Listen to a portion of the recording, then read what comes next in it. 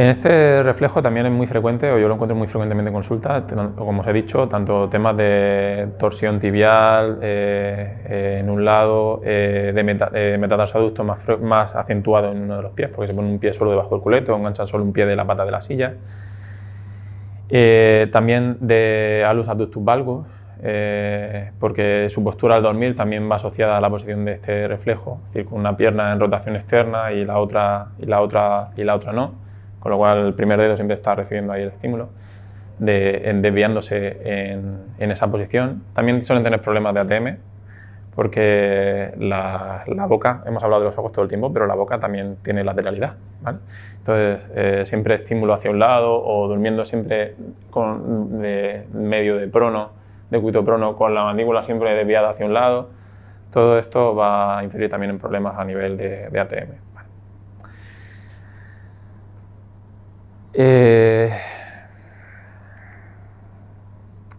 Por último, que me he dejado para el final el postre, vamos a hablar de reflejos que tienen mucho que ver con los pies, ¿vale? Como son el reflejo plantar o el reflejo, posteriormente hablaremos del reflejo de Babinski, que todos lo tenemos asociado, como después veremos, a un tema de lesión de la vía piramidal, pero hay toda una escala de grises entre el blanco y el negro, ¿vale? El reflejo plantar los reflejos de las manos, como el reflejo palmo-mentón o de Baskin, el de agarre y el reflejo de manos que tiran o hands pulling, son reflejos que tienen mucho que ver con la coordinación entre el ojo y la mano y la visión binocular, es decir, el mezclar la imagen de un ojo con el otro, y la cooperación de ambos hemisferios cerebrales, tanto desde la vista como desde los oídos. También para tener la capacidad de discriminar la distancia y la dirección de un sonido, ¿vale? Hay una etapa en nuestro desarrollo, que es la etapa lactante, en la que todos los mamíferos tenemos activo el reflejo de Baskin o el reflejo plantar, porque se asocia lo que es la succión y la deglución a los estímulos en presión, tanto de las manos como de los pies, porque esto sirve para estimular la secreción de leche en las mamas de la madre, ¿vale? Es decir, mientras el niño está succionando, al mismo tiempo está haciendo presiones de los dedos de las manos y de los pies. Entonces, el reflejo de Baskin es sobre todo esto, es decir, está asociado la activación de toda la musculatura del brazo y de la mano con la boca, ¿vale? Es decir, los niños que tienen este gesto de llevarse el lápiz a la boca, ¿vale?, habitualmente, o de cada vez que escriben o hacen cualquier cosa que implique una motricidad fina de las manos, los ves gesticulando mucho con la boca, con la lengua, además, van a tener activo este reflejo. Los típicos niños que muerden el lápiz y demás tienen activo el reflejo de Baskin o palmo-mentón, y muy frecuentemente está asociado a un reflejo de prensión plantar activo. Esto para nosotros tiene una trascendencia muy importante, porque son niños que cada vez que hay un estímulo táctil en la planta, van a engarrar los dedos y te arrugan las plantillas, hay un exceso de actividad de los dedos en flexión durante la marcha, ¿vale? Con lo cual, todo lo que tiene que ver con deformidades digitales y la actividad de los dedos, que tiene una implicación importantísima en la estabilización y el equilibrio, pues va a verse afectado con esta motricidad grosera de estos reflejos activos, ¿vale? Como decía, todos estos reflejos, el de agarre todos lo conocéis, que es el típico reflejo de cuando le pones a un niño un estímulo en la palma, te agarra el dedo. Habría diferentes formas de hacerlo. Un niño recién nacido, su pulgar, cuando cierra la mano, va a estar así. Va a estar así. Luego va a haber una segunda fase de desarrollo en la que el pulgar va a estar así, ¿vale? Y una última fase del desarrollo en la que ya opositamos el pulgar, ¿vale? Y vamos a ver muy frecuentemente que estos niños, cuando estimulan la palma, o se produce parte del patrón de reflejo, que es que tiende a contraer un poco los dedos, o el patrón completo del reflejo y encima una posición alterada del pulgar en edades que ya no debería de estarlo, ¿vale? Ya después del año. Y son niños que, como no hay una buena motricidad fina en la mano, pues son los típicos que te cogen el lápiz en plan empuñadura, flexionando mucho los dedos y todo lo que no ponía los que seis de mi época, la caligrafía Rubio, el típico dibujito de cómo coger el lápiz de caligrafía Rubio. También, como decía, como tiene una relación con el control motor de la boca, tanto en succión como deglución, van a afectar a la expresión del lenguaje oral, ¿vale? Es decir, a la capacidad de tener una buena dicción, y también tienen una relación directa con cómo percibimos los sonidos, ¿vale? Es muy frecuente que cuando hacemos esto que os decía antes de estimular la palma de la mano, el niño no solo te va a hacer muy poquita fuerza en la mano apretando donde tú le pides que te apriete el dedo, y te va a hacer muy poquita fuerza en el dedo, y además lo ves que está haciendo una fuerza desproporcionada a lo que tú estás percibiendo en la mano en todo el antebrazo, el cuello, y el hombro e incluso en la boca, ¿vale? Estos reflejos tenían un sentido evolutivo cuando íbamos colgados de nuestra madre, ¿vale?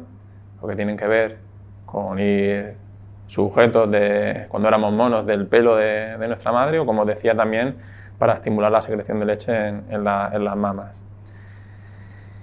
Y por último, yo imagino que todos habréis cogido a un bebé pequeño, lo habéis cogido por los antebrazos y el niño de repente ¡pum!, se levanta, ¿no? Al traccionarle de los antebrazos, ¿vale? Hacer una tracción de los brazos, el niño se levanta, que es el reflejo de Hand-Pulling. Y estos niños también tienen el gesto de aletear. Es muy frecuente que tengan el gesto de cuando están excitados aletean, o el típico postura así de la mano, ¿vale? Cuando están hablando, ¿vale? Todo esto son pistas para que encontréis síntomas de los reflejos activos, ¿vale?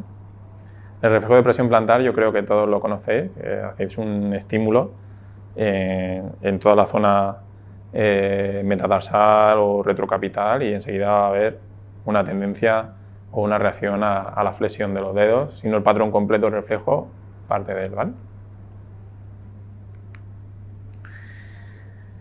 Y por último vamos a hablar definiendo los síntomas del reflejo de Babinski. Como decía, todos lo tenemos, como nos enseñaron en neurología en la universidad, asociado a una lesión de la vía piramidal, pero muchas veces este reflejo también puede estar en dos formas, no desarrollado o no integrado, ¿vale? Y no necesariamente el que haya un patrón de reflejo activo, ¿vale? Porque todos los niños pequeños va a haber una fase en la que está sin integrar, ¿vale? Antes de los 3 años y sobre todo antes del primer año de vida, en el que va a haber una respuesta a que cuando tú estimulas el lateral del pie a nivel desde el talón, quinto radio, y luego vas hacia el dedo gordo, pues vamos a tener el estímulo en flexión y apertura de los dedos y extensión del primer dedo, ¿vale? Eso sería cuando es el patrón del reflejo cuando está desarrollado.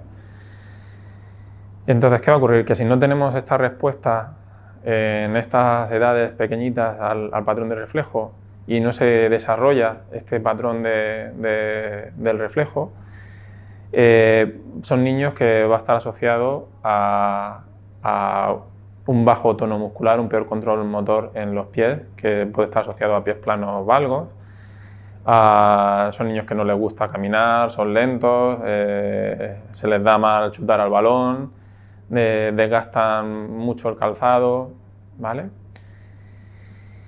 Y cuando el reflejo está sin integrar, lo que va a haber es todo lo contrario, va a haber un exceso de reacción al estímulo táctil, ¿vale?, en la planta, y eso va a producir una hipertonía de musculatura posterior que va a tensar no solo nuestras piernas, sino también nuestra zona lumbar. Son los típicos niños que los ves caminando y los ves haciendo el gesto de levantar un montón el dedo y presionando incluso los otros dedos contra el suelo, es decir, el patrón de reflejo caminando, y eso va a hacer que tiendan a tener un apoyo externo con los pies en varos, con mucha tensión, como decía, en piernas, muslos, en los pies, y suele estar asociado este reflejo muchas veces a que haya marcha toe walking, marcha de puntillas. Como hay tanta rigidez en toda la pierna, una dificultad también igual para jugar al fútbol, para coordinar el movimiento de chutar al balón. Y nuevamente un desgaste diferente en el caso de cuando no está desarrollado, pero mucho desgaste del calzado. Sobre todo lo vamos a ver en la zona del dedo gordo, típicos niños que va a estar la uña marcada por dentro del zapato, ¿vale? Y muchas gracias por mi atención. Aquí os dejo la web de mi centro, mi clínica donde trabajo y mi correo electrónico, y estoy a vuestra disposición para lo que necesitéis.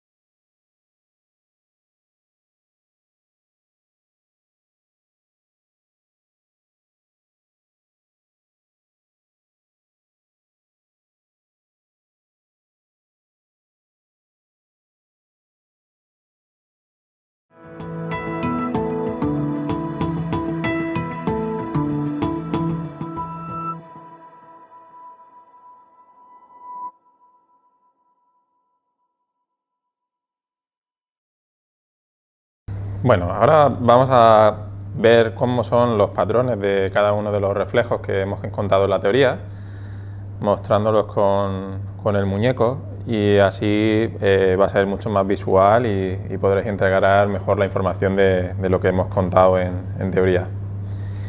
Vamos a empezar por el reflejo tónico laberíntico, que es uno de los primeros reflejos que empezamos a adquirir relacionados con la capacidad de la extensión.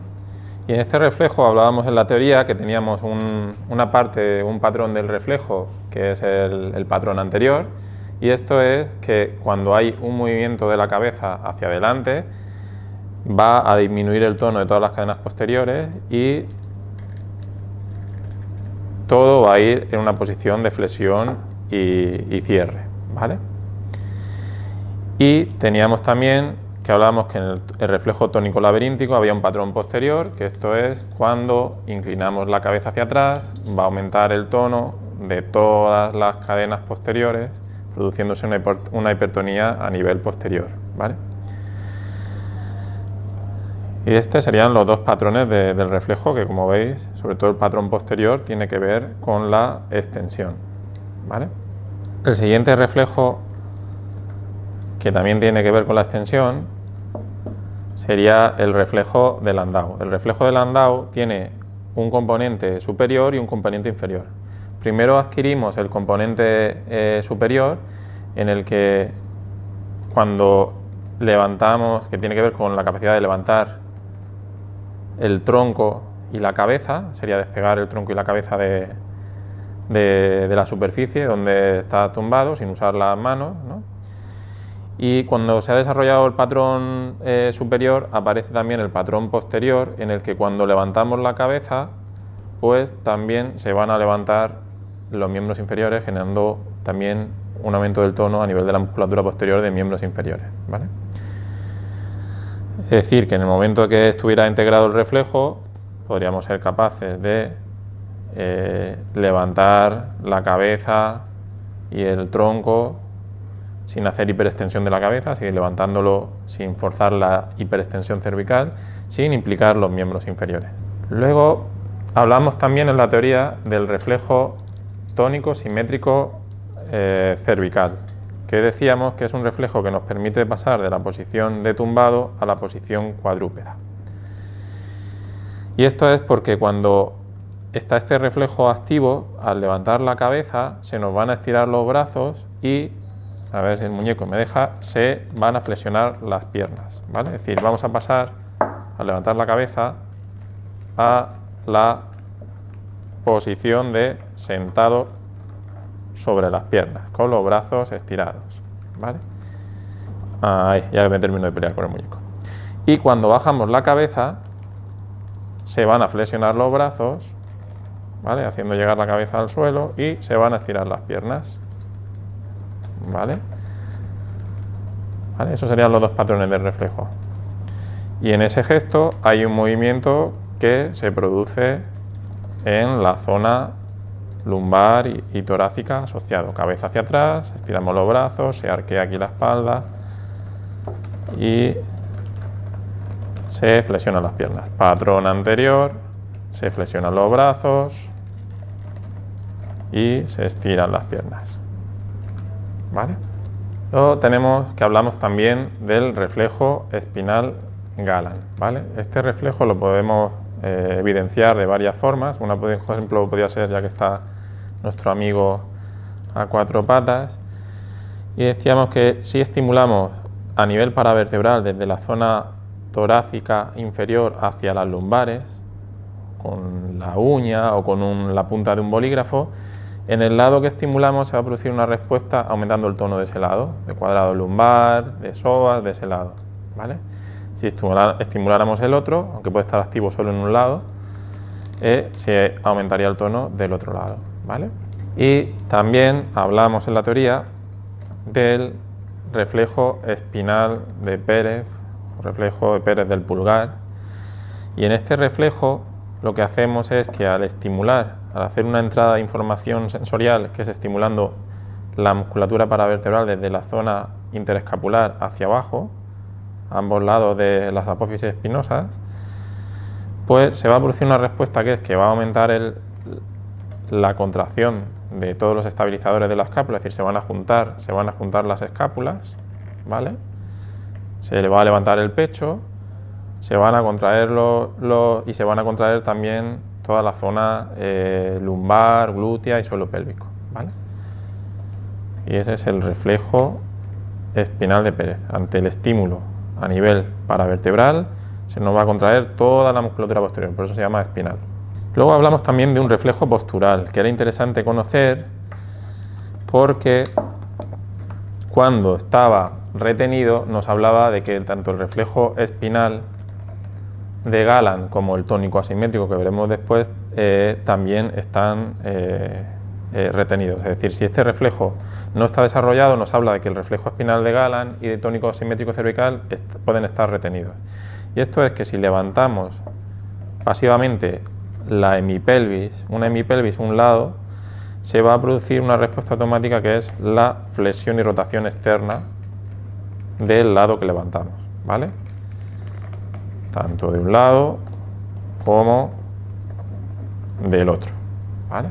Antes de levantar la hemipelvis, la cadera de un lado, se va a ir la pierna en flexión y rotación externa, ¿vale? Y luego hablamos también de los reflejos de Moro y miedo paralizador. El reflejo de Moro es un reflejo que es muy importante porque tiene que ver con nuestra primera inspiración, ya que el patrón del reflejo es cuando hay primero un patrón ante un estímulo táctil, vestibular o sonoro o de cambio de campo visual, tiene diferentes entradas sensoriales que desencadenan el reflejo.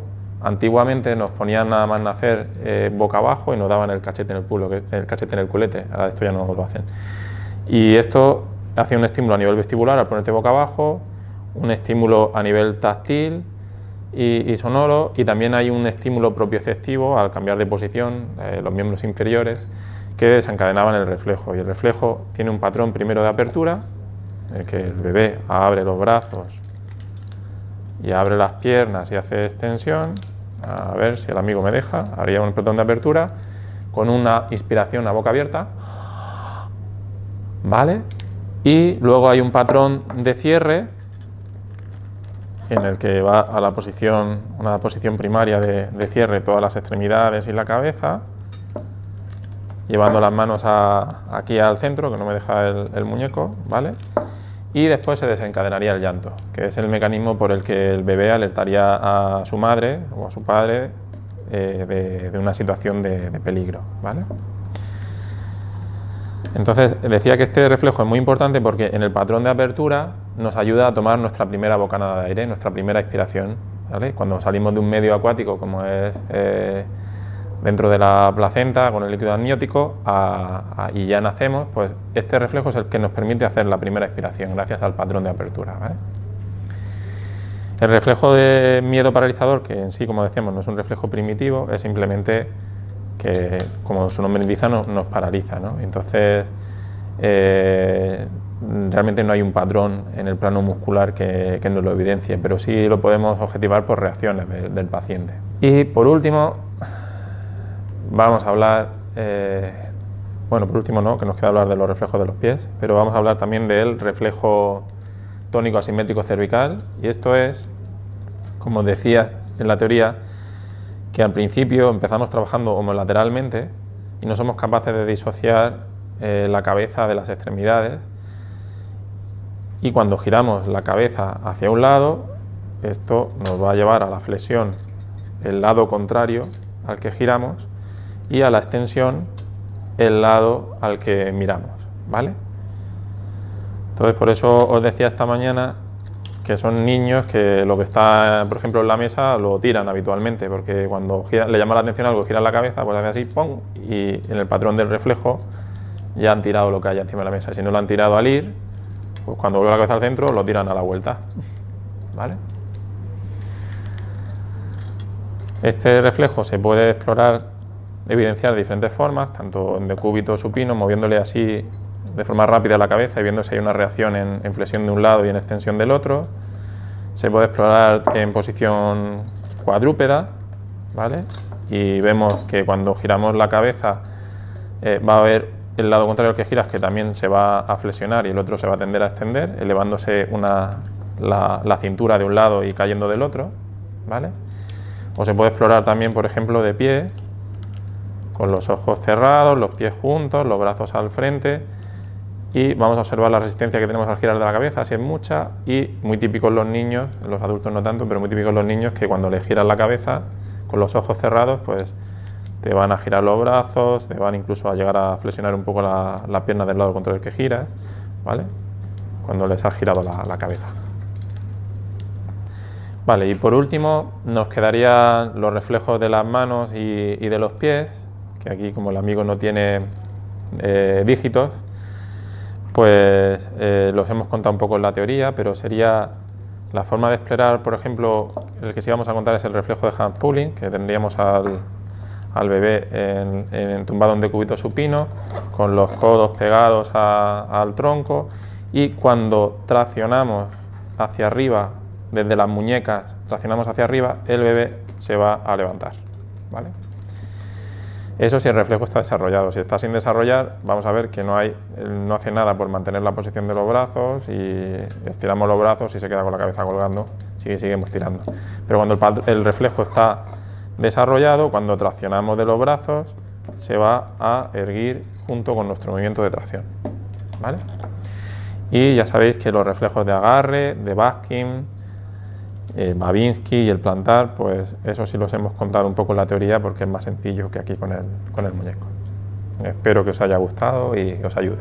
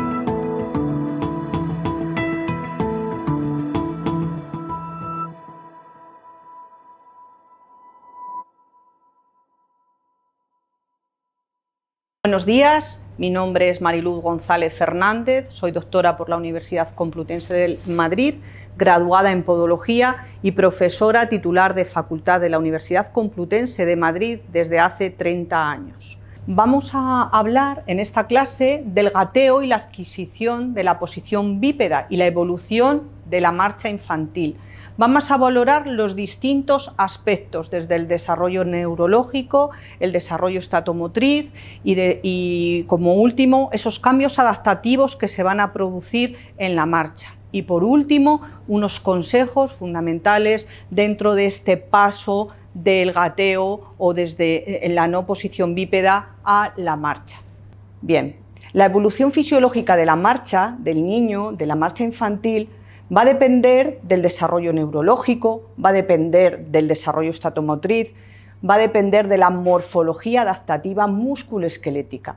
Estos apartados son los que vamos a ver a continuación en nuestra presentación.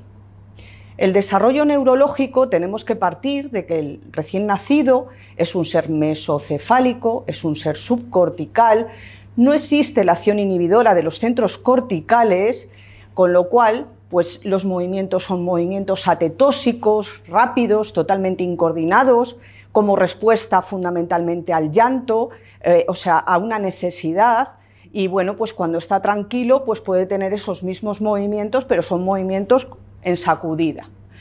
Por lo tanto, el sistema nervioso autónomo está mejor desarrollado. El recién nacido funciona en su mayor parte a nivel subcortical, tronco cerebral y médula espinal. Nos encontramos que presenta un cuerpo en flexión simétrica y nos tiene que llamar la atención cuando existe una posición asimétrica. Bien, el sistema nervioso hemos dicho que es inmaduro. A las 20 semanas de gestación el feto tiene la mayoría de sus neuronas, pero el número de neuronas inactivas, activadas es realmente bajo. El recién nacido a término va a continuar desarrollando esas arborizaciones dendríticas con formación continua de conexiones sinápticas intraneuronales. La conducción es muy lenta de las señales y la transmisión sináptica es difícil. Fijaos, el cerebro del recién nacido en los 2 primeros años de vida triplica su peso al nacer, ¿vale? Y toma ya una apariencia microscópica similar a la del cerebro del adulto. Por un lado, empieza el plegamiento de la corteza cerebral, aumenta de las ramificaciones dendríticas, el lecho vascular deja de ser lineal para adoptar la forma de la irregularidad de la corteza cerebral, pero lo más importante va a ser el logro fundamental, que va a ser la mielinización, la capacidad de producir esa transmisión sináptica que sea precisa y precoz.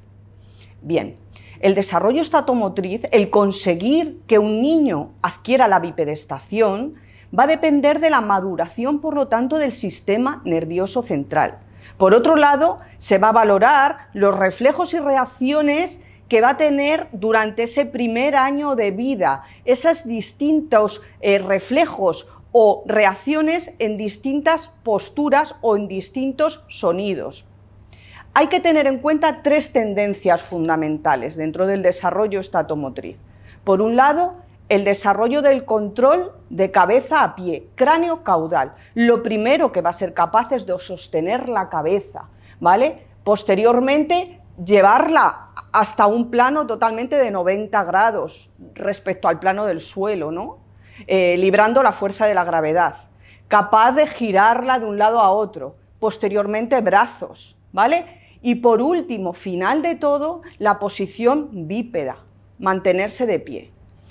Por otro lado, tenemos la tendencia a madurar próximo-distal.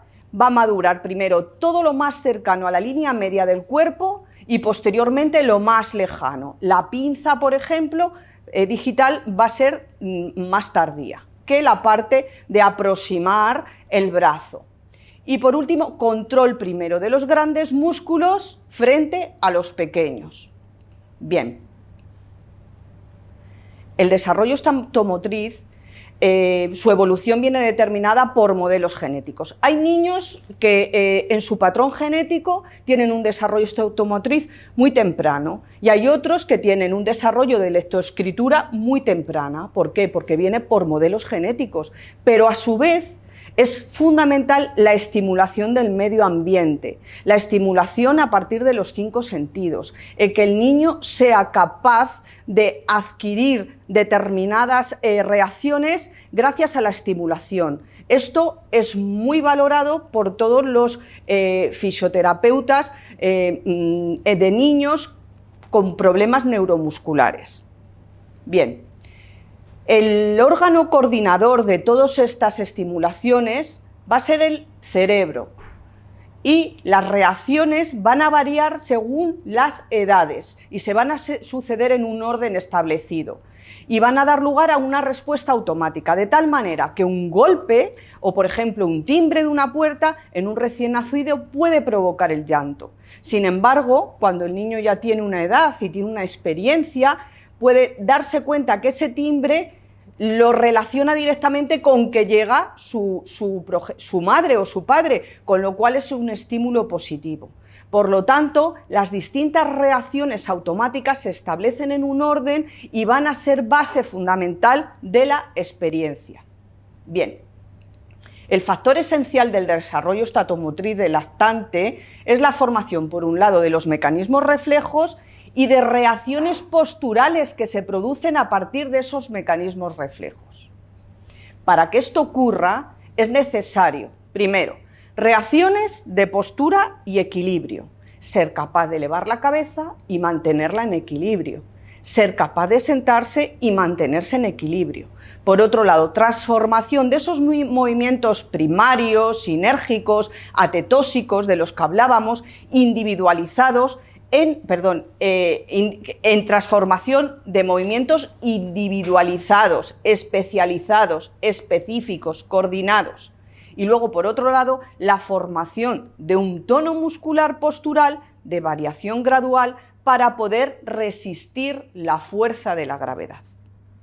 Bien, como vamos a ver en esta imagen, lo que es la relación postura y equilibrio. Vemos un lactante que se encuentra sentado, está adquiriendo la sedestación, que posteriormente hablaremos de ellos, la pelvis está apoyada con las piernas en la máxima abducción, intentando tener una máxima base de sustentación, y hay un continuo movimiento de vaivén buscando el equilibrio, que todavía no lo tiene adquirido, de tal manera que podemos ver cómo se cae hacia atrás, vuelve otra vez a colocarse en una posición, todavía no consigue la pinza, pero es capaz ya de lanzar objetos, ¿vale? Bueno, pues esto es fundamental, este desarrollo de postura y equilibrio. El ser capaz vuelve otra vez a coger un chupete, lo lanza y otro objeto. Es fundamental la sedestación y ese continuo modificación de postura y equilibrio. Bien. El desarrollo de todos estos mecanismos reflejos que va a ir adquiriendo tienen un tiempo de adaptación. Al principio cae hacia atrás, vuelve otra vez a colocarse, incorporarse, vuelve otra vez a intentar hacerlo y progresivamente vamos a ver cómo ese equilibrio va a estar totalmente mantenido. Bien, los factores que posibilitan esta adaptación son, por un lado, ese tono gradual que se va a ir consiguiendo, imprescindible esa inervación normal para esa graduación fina específica de los movimientos, una contracción adaptada de musculatura flexora y extensora para poder alcanzar la fijación requerida y la precisión necesaria y, evidentemente, modelos normales de coordinación. Bien, pero además tenemos que tener en cuenta que tienen que desaparecer los reflejos arcaicos, los reflejos neonatales, para poder adquirir nuevos reflejos de postura. Fijaos, los reflejos neonatales evidencian una función neuronal primitiva. Expresan el estado funcional de las estructuras segmentarias o subcorticales, Cuando el lactante va madurando, dichos reflejos van desapareciendo gradualmente y van apareciendo nuevas funciones voluntarias, nuevas funciones que están controladas por la corteza cerebral. La ausencia refleja que existe una depresión de las funciones motoras cerebrales periféricas. Exactamente pasa igual con la asimetría. Cuando vemos una asimetría, nos está indicando que puede existir una alteración, bien sea una hemiplegia, también puede ser por una fractura de clavícula, puede ser por otro tipo de patologías. La persistencia anormal también de estos reflejos también se van a observar en niños con lesiones motoras cerebrales. Por tanto, es importante controlarlos. Nosotros no vamos a valorar en esta clase todos los reflejos neonatales arcaicos, pero sí vamos a ver dos fundamentales y uno que se adquiere posterior, ¿vale? Los dos reflejos fundamentales de los que vamos a hablar es el reflejo de prehensión plantar y palmar. Su valoración tiene que ser tanto en intensidad del mismo, mantenimiento y simetría, o sea, la persistencia y la simetría. Vamos a ver cada uno de ellos. Bien, el reflejo de prehensión palmar. El niño lo que hacemos es introducirle simplemente un dedo en la mano o un objeto en la mano y en ese mismo momento vemos que cierra sus manos. Ese reflejo de prehensión palmar va a estar presente hasta aproximadamente los 4 o 5 meses. Va a depender, lógicamente, cada niño, como hemos visto, tiene una modificación. Pues ese cierre va a hacer que nosotros vamos a dar a un lactante menor de 3 meses, por ejemplo, un sonajero, y va a hacer movimientos atetósicos que incluso se puede golpear, pero no suelta el objeto. No ha desaparecido el reflejo de prehensión palmar.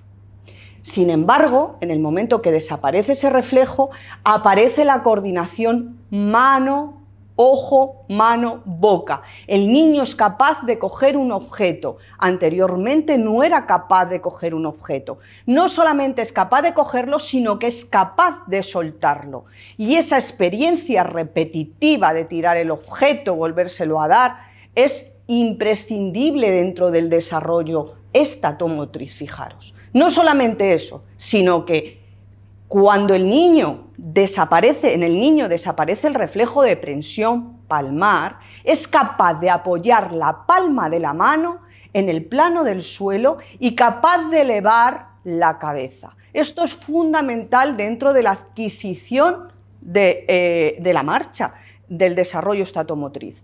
Progresivamente va a ir aumentando el tren anterior, elevando la cabeza hasta llegarla a 90 grados. Sin esto, la mano estaría totalmente cerrada. Bien, el reflejo de prehensión plantar. Lo que hacemos es simplemente a nivel subcapital, comprimimos o simplemente colocamos un objeto o el dedo y automáticamente hace la garra de los dedos, ¿vale? Esta garra, ¿vale?, puede ser lo suficiente fuerte, como vemos en la imagen, para sujetar un bolígrafo que le hayamos puesto. Va a desaparecer en torno a los 10-12 meses, dependiendo. Hay niños más tardíos y hay niños que desaparece antes. Es para nosotros fundamental en el desarrollo del ortostatismo. Fijaos, en este niño lo ponemos en posición bípeda, evidentemente él solo no va a adquirir la posición bípeda, no la tiene, alguien le está sujetando. Vamos a fijarnos en esos pies. Esos pies presentan una posición de garra. Bueno, en estas dos imágenes, como podemos ver, vemos exactamente esa situación. Observamos ambos pies de los dos niños y vemos que tienen dedos en garras. Lo que nos encontramos es un reflejo de prehensión plantar, claramente, con lo cual estos dedos en garra nos está indicando que estos niños no están todavía preparados para caminar. Estos niños todavía no están ni siquiera preparados para gatear con impulso, ni siquiera están preparados para usar un calzado. Para eso es importante para nosotros con suela rígida, porque si le ponemos un zapatito de suela rígida van a mantener esos dedos en garra, ¿de acuerdo? Bien, sin embargo, en esta otra imagen vemos que ya ha desaparecido ese reflejo de prehensión palmar, Plantar. Vemos claramente que esos dedos están estiraditos, vemos que esos dedos están en extensión y que ya está haciendo la propulsión, con lo cual este niño sí claramente nos está diciendo no solo que está preparado para caminar, sino que lo está haciendo.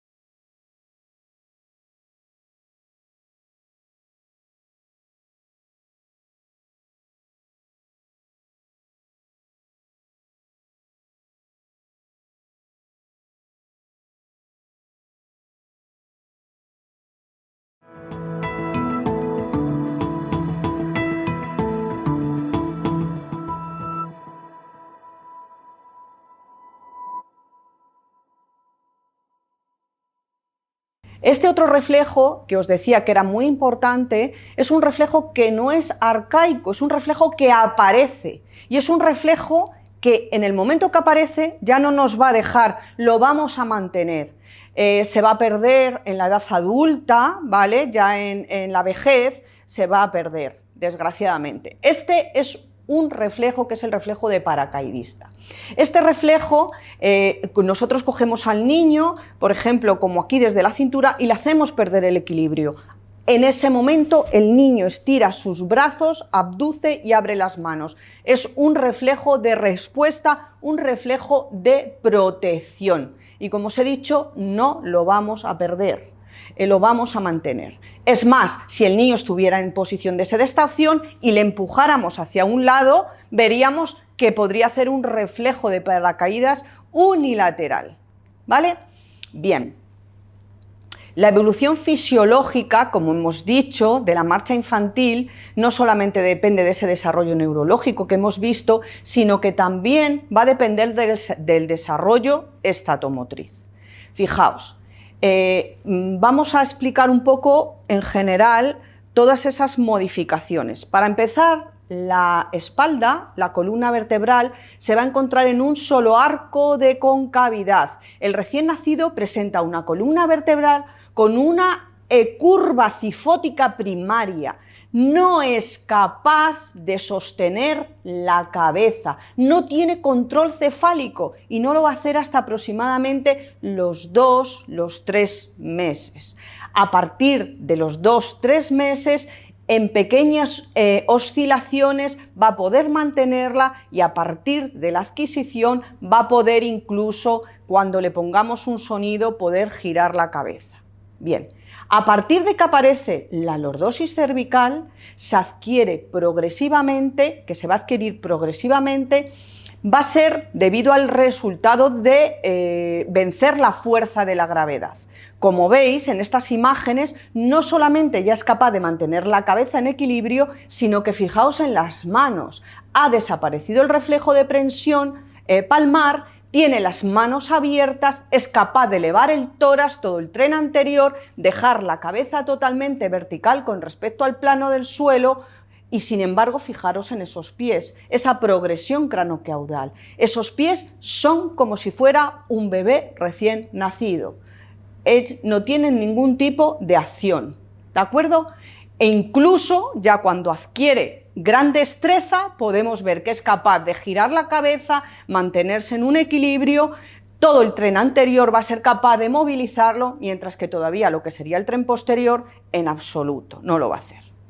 Bien, a partir de aquí es fundamental la posición de decúbito prono o boca abajo.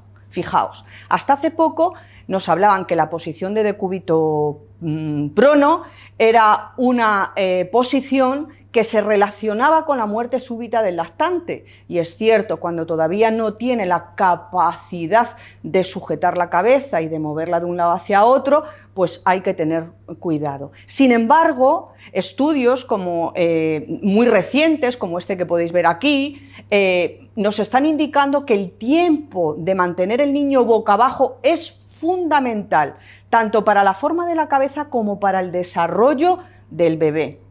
Colocarle boca abajo mientras está despierto y supervisado va a ofrecer una estimulación fundamental dentro del desarrollo estatomotriz. Va a mejorar ese desarrollo motor, va a reducir fundamentalmente también el desarrollo motor en lactantes con síndrome de Down u otras patologías. Por lo tanto, es muy interesante el potenciar la postura de decúbito prono, boca abajo y estimular al lactante. A partir de aquí, fijaos, viene el volteo. El volteo es el siguiente objetivo a adquirir. Su importancia radica en que el niño va a ser capaz de controlar su cuerpo y de mantener el equilibrio. Eso es fundamental, ser capaz de que con la cabeza, sabe que es lo que más pesa, inclinándola va a poder caer y va a poder rotar. El volteo es uno de los indicadores fundamentales de la evolución motriz. Un niño a partir de la posición de decúbito prono, como vemos en esta imagen, tiene que ser capaz de hacer el volteo. Si os fijáis, fundamentalmente su manejo va a ser a nivel de pelvis y controlando la cabeza, porque la cabeza va a ser fundamentalmente el contrapeso que le va a hacer poder girar. Además, evidentemente, del tren anterior, que ya lo tiene desarrollado y que ya ha desaparecido ese reflejo de prensión palmar. Y es capaz, al final, de ponerse en posición, como veis, de decúbito prono y poderse otra vez ponerse en la situación otra vez de decúbito supino. A partir de aquí, fijaos, ya no solamente es el volteo, sino la capacidad de sedestación. Entre los 7 y 8 meses, el niño ya es capaz también de adquirir esa sedestación, ¿vale? Al principio, como vimos en el vídeo anterior, pues totalmente inestable, es capaz de sentarse, la perspectiva en el momento que es capaz de mantener el equilibrio en sedestación cambia totalmente, existe un control mucho mayor del cuerpo, existe más equilibrio y las posibilidades de manipular los objetos se van a multiplicar, ¿vale? La adquisición de la sedestación permite una coordinación ya, fijaos, de las 4 extremidades, porque aunque fundamentalmente lo que va a mover son sus manos y el tren anterior, sí va a hacer movilizaciones con sus piernas. Eleva el centro de gravedad, permite una continua adaptación de toda la musculatura, fundamentalmente de pelvis hacia arriba, utiliza las manos con una coordinación cada vez más fina y con un fortalecimiento fundamental en la coordinación mano, boca, ojo, que son fundamentales. Y además, a partir de aquí, aparece la capacidad de desplazarse de un lugar a otro, con el consiguiente aumento de sus experiencias. A partir de la sedestación, va a aparecer y va a permitir que se pase a la fase de gateo. Tiene el volteo, sus manos ya están abiertas, es capaz de sentarse y mantener el equilibrio y perfectamente puede ir de estar sentado a una postura de gateo. Pues a partir de aquí comenzamos con el gateo. El gateo se establece en torno a los 8 o 10 meses aproximadamente. Hay niños que comienzan a gatear, más que gatear, el rastreo, ¿vale? Y hay niños que lo hacen más tarde. Bien, fijaos, existen estudios que nos indican que el desarrollo motor se caracteriza por 2 fases de variabilidad. Una primera, que sería, bueno, pues en la que hay abundante variación del comportamiento motor, ¿vale? Inducida fundamentalmente por la acción exploradora del sistema nervioso. O sea, tú pones a un niño a gatear y es muchísima la variabilidad de movimientos que va a producir.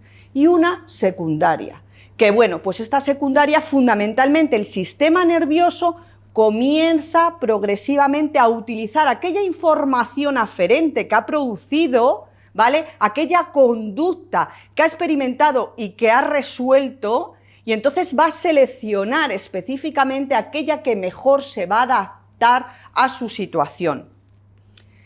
Este estudio, muy reciente, del año pasado, Pues nos dicen que los niños que comienzan a gatear antes presentan una mayor variabilidad de esos movimientos corporales, claramente, ¿vale?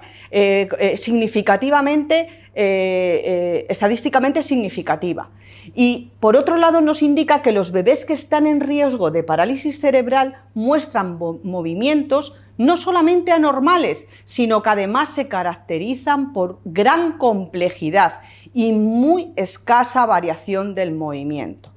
¿Esto cómo lo interpretamos? Pues que los niños pueden comenzar a caminar de muchas maneras diferentes y que posteriormente van a adquirir una forma de gateo específica, fundamentalmente cruzada, como veremos a continuación.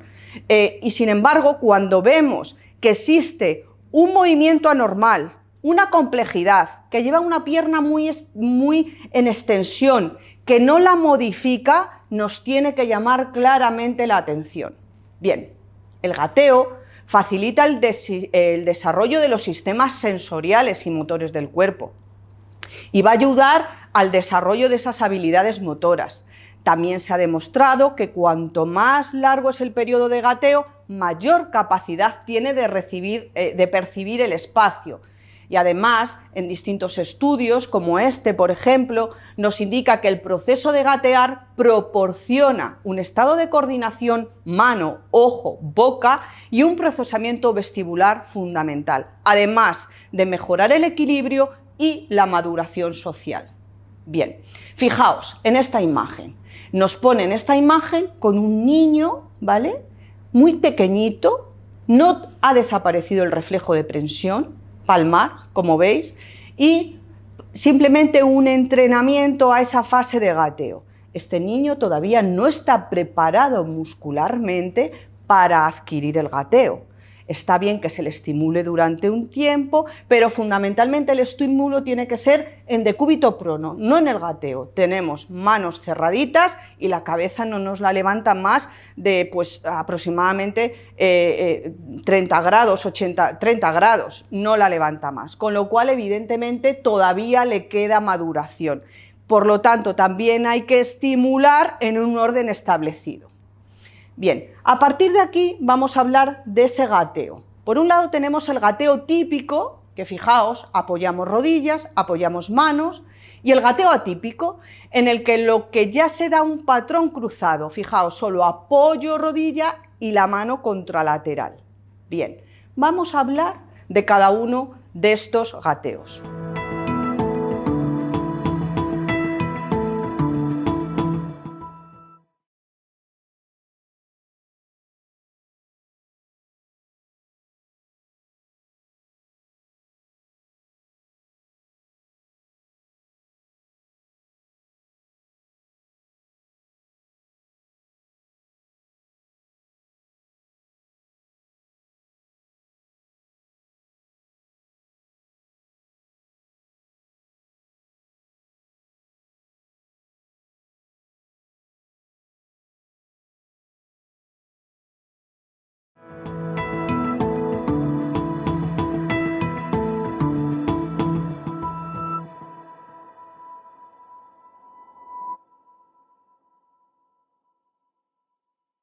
Bien, por lo tanto vamos a hablar del gateo básico típico. Fijaos, es la posición cuadrúpeda básica y clásica, en la que se produce la traslación o movimiento armónico de las cuatro extremidades.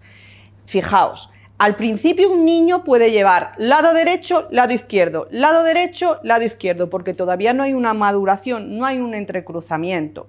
Pero a partir de esa variabilidad nos vamos a encontrar que hay un apoyo de rodilla, un apoyo de mano, contralateral, desarrolla un patrón cruzado de desplazamiento corporal.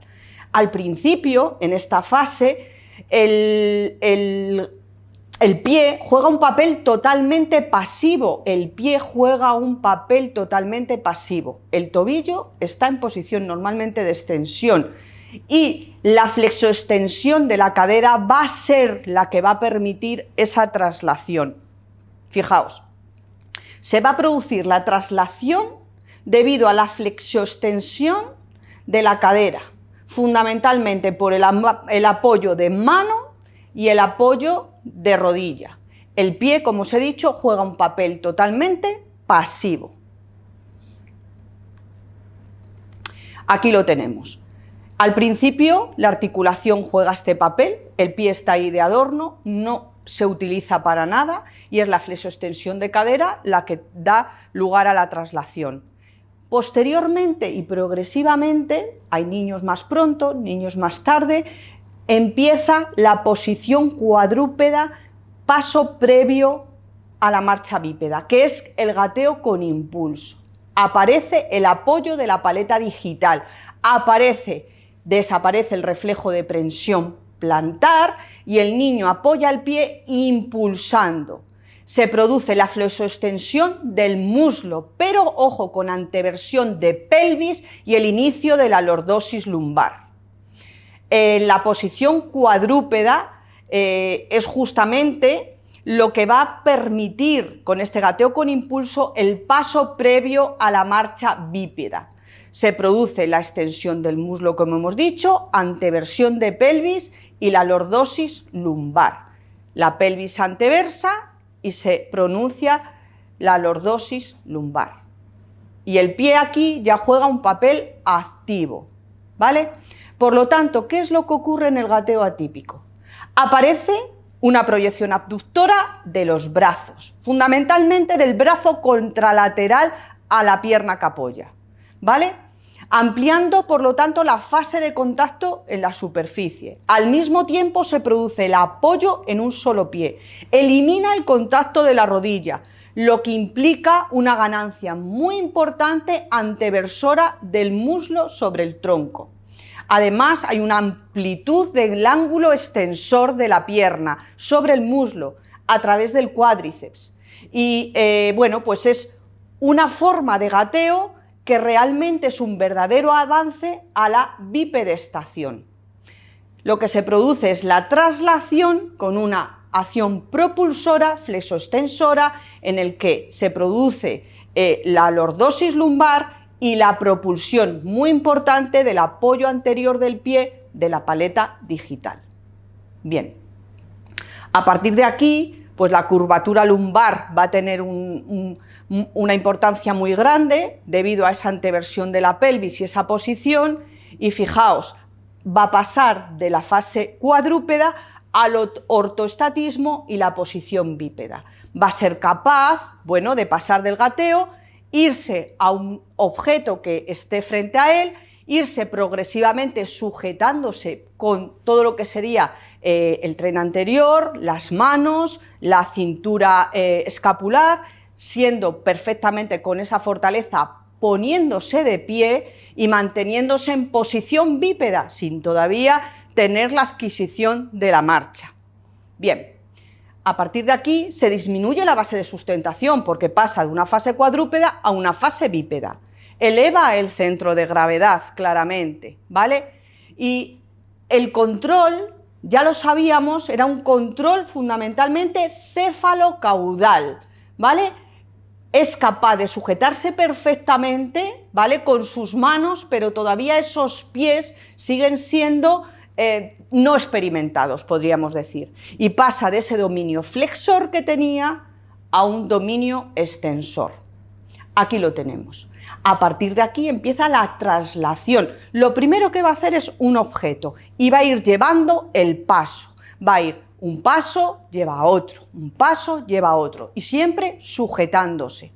A partir también de esta traslación nos encontramos que progresivamente va a adquirir esa fuerza necesaria, como vamos a poder ver en este vídeo. Fijaos, es capaz perfectamente de sujetarse, ya tiene adquisición incluso de la pinza y fijaos en los pies, totalmente inconexos. No es capaz de mantenerlos todavía, pero sí sabe que llevando el paso puede llegar a su objetivo y a partir de ahí hacer un entrenamiento muscular que le dé fuerza suficiente para mantenerse en esa posición bípeda. Bien, y ya está preparado para adquirir la marcha. Comenzaríamos ya la fase de la marcha. Bien, los factores que impiden la adquisición de la marcha son, por un lado, la falta de fuerza muscular de las piernas para mantener el peso corporal. Eso es fundamental, como hemos visto. Mantener el equilibrio sobre una pierna mientras que la otra se balancea es parte de la marcha, del ciclo de la marcha. De hecho, nosotros muchas veces en consulta valoramos el apoyo unipodal para ver exactamente en qué situación está ese pie y está esa situación de equilibrio. Y el control del equilibrio.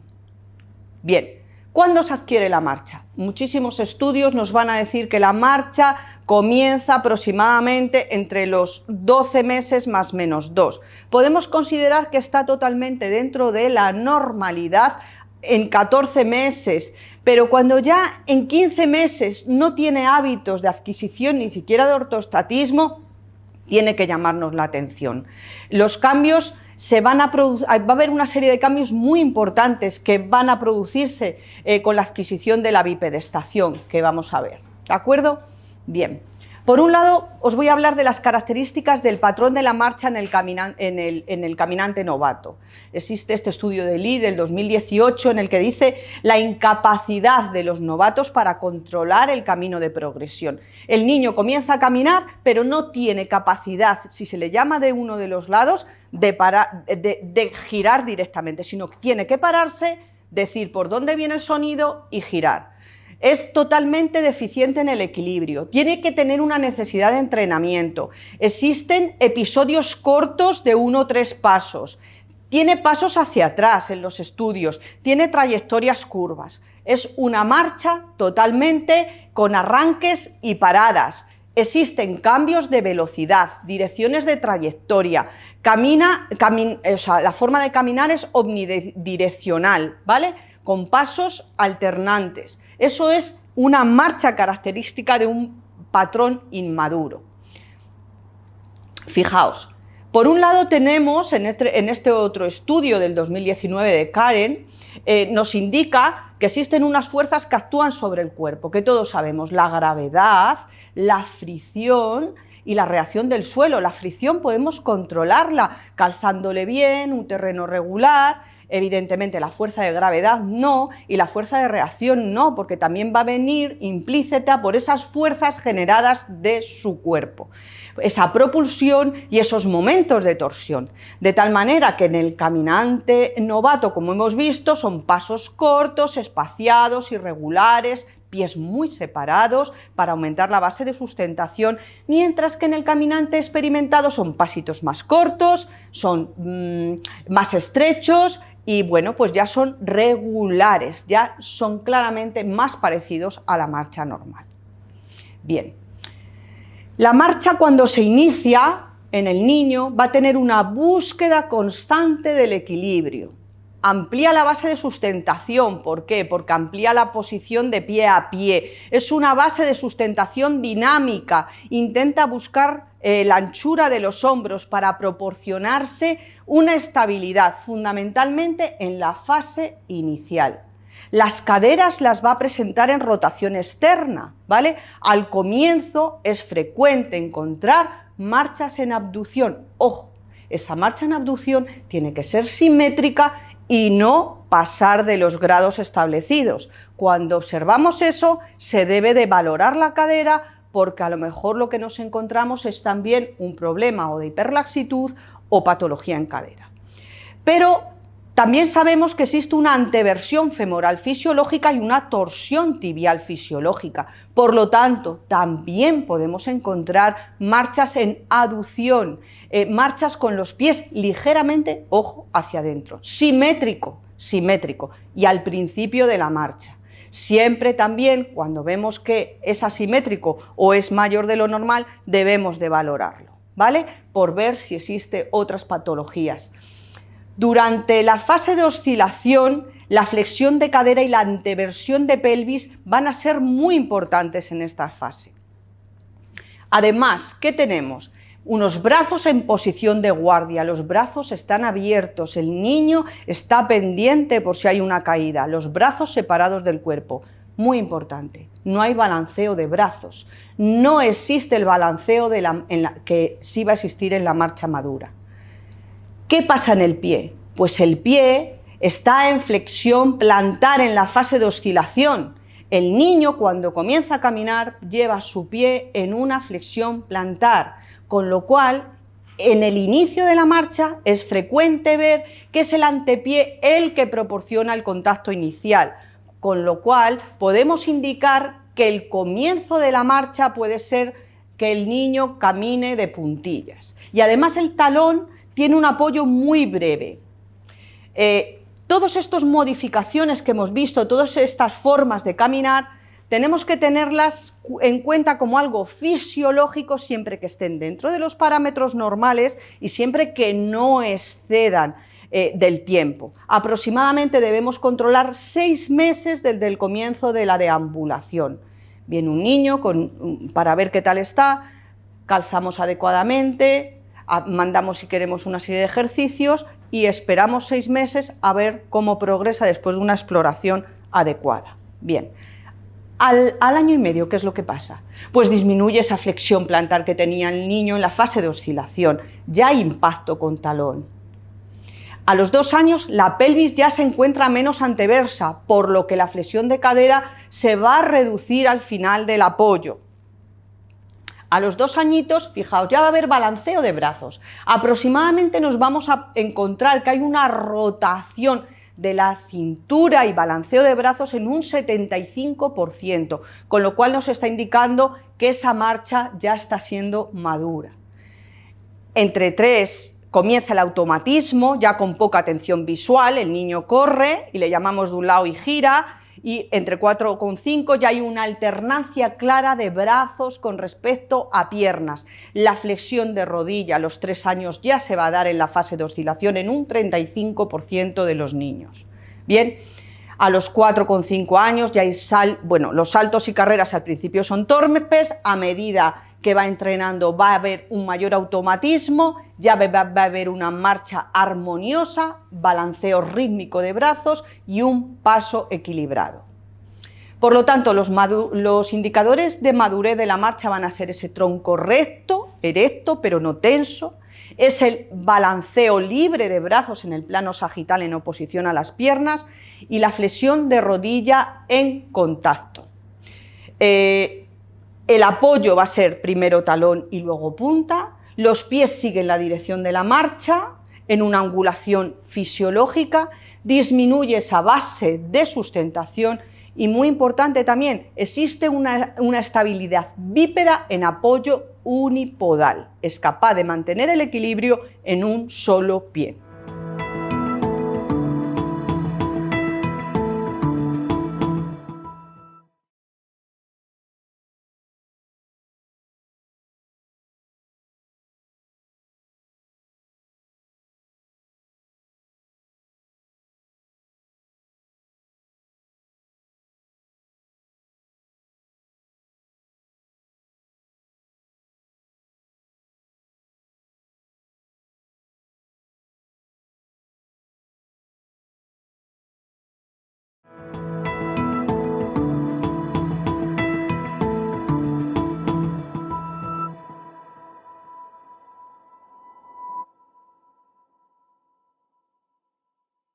A partir de aquí os voy a decir un poquito de cómo es esa marcha, por ejemplo, en el niño ciego.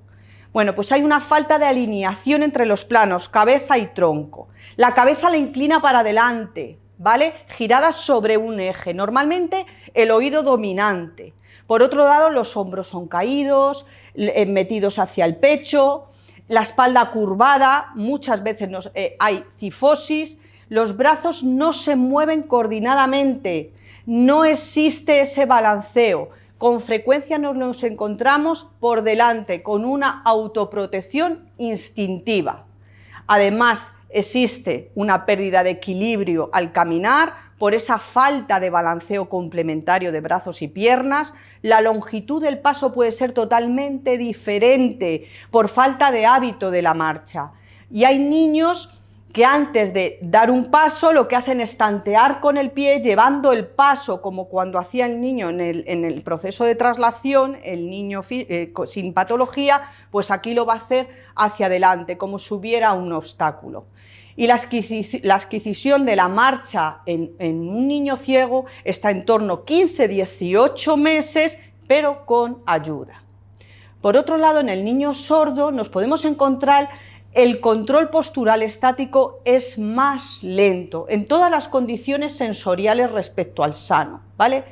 El control postural va a depender del déficit sensorial. No es lo mismo que tenga un déficit profundo con alteración del equilibrio o que tenga un déficit más pequeñito. Pero efectivamente existe una función deficiente del equilibrio con necesidad muy importante de una intervención temprana para abordar ese déficit que tiene y poder establecer reeducación específica o ayudas para un comienzo de la marcha correcto.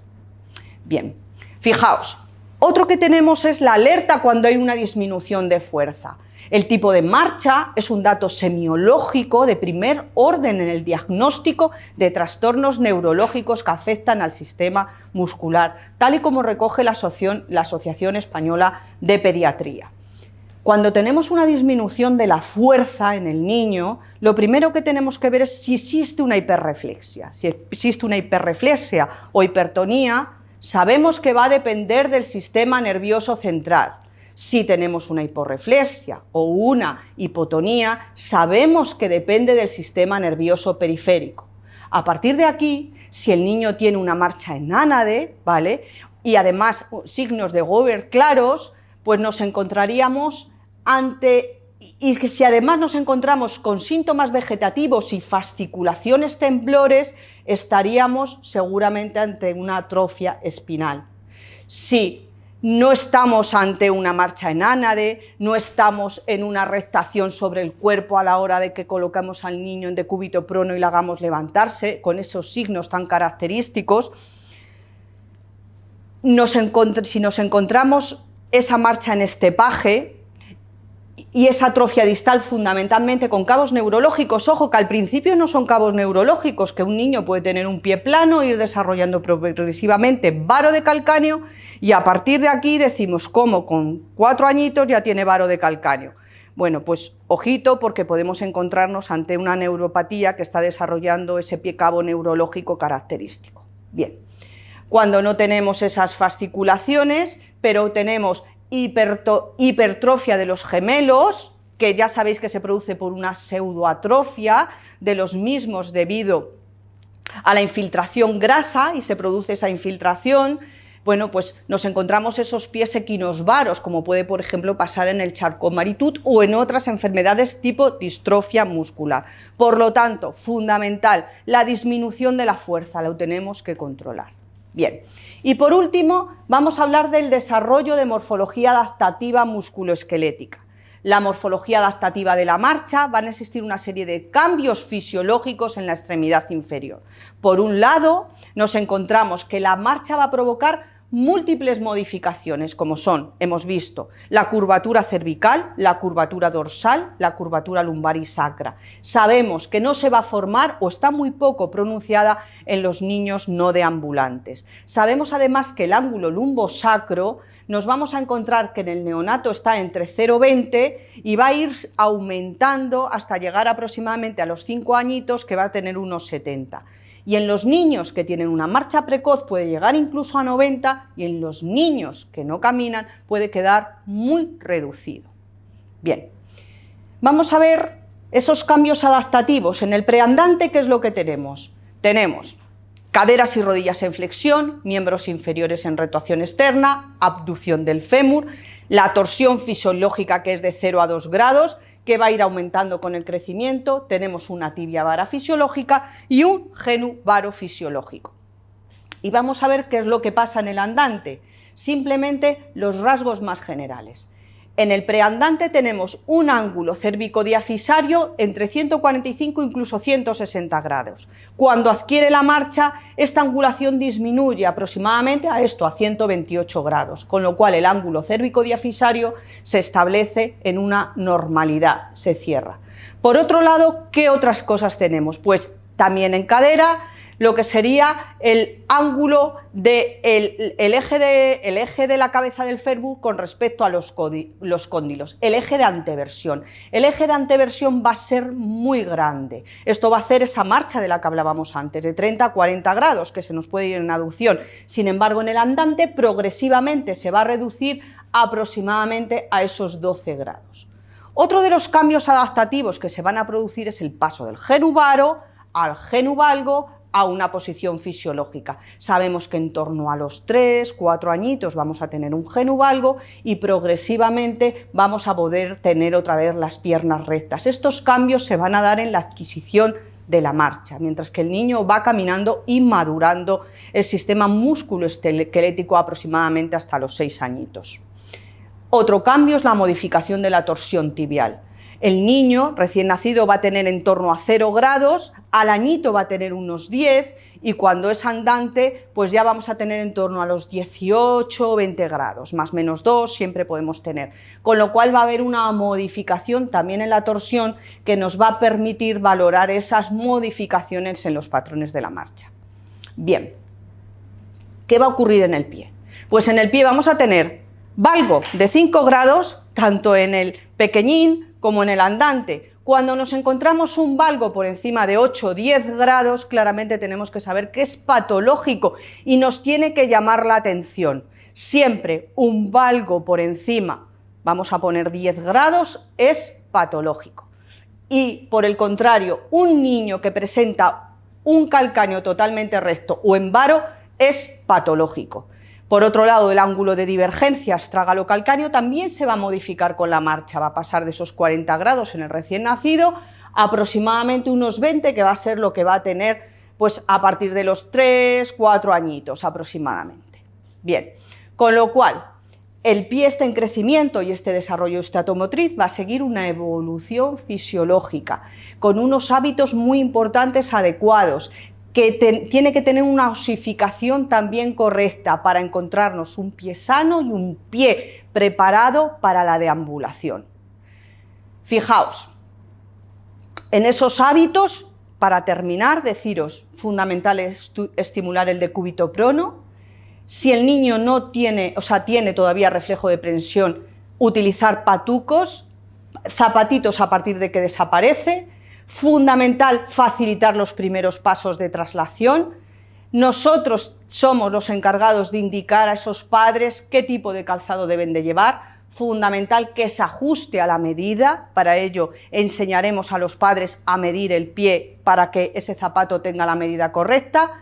Existen estudios en los que nos hablan de la evidencia científica de los zapatos de los niños y nos dicen que el zapato aumenta la velocidad y la cadencia y longitud de los pasos, pero nos dicen que no existe evidencia en cambios en la activación muscular y también nos dice que no existe evidencia o hay una evidencia limitada con el efecto que puede hacer fundamentalmente la dureza sobre la marcha. Pero lo más importante es que nos dicen que se necesita investigación para que seamos capaces de indicar a los padres el tipo de calzado que deben de llevar nuestros lactantes. Por otro lado, otro de los consejos es el uso del andador. Existen estudios, como veis aquí, bueno, pues en el que nos dice que si se usa durante 2 horas, afecta a la edad de comienzo de la deambulación, modifica el patrón de la marcha, hasta 6 meses después del comienzo de la adquisición. Y luego un estudio muy reciente del año pasado nos dice que si solo se usa 1 hora el andador, pues que hay esa ausencia de diferencia entre la adquisición de la marcha, pero sí nos dice que existe diferencia cinemática y una disminución de la velocidad de la marcha, aumenta la duración de las fases y produce una menor extensión de la rodilla en el plano sagital. Por lo tanto, tenemos que también saber y ser educadores de los padres para que los niños tengan una buena adquisición del desarrollo estatomotriz. Y por último, deciros los hábitos posturales. No debemos de evitar esas rotaciones internas en sedestación y pues en todos los colectivos, como pueden ser guarderías, que enseñen a esos niños a colocarse en una posición adecuada. Y con esto pues conseguiremos pues que sea maravilloso como el cuadro de Van Gogh de sus primeros pasos. Muchas gracias.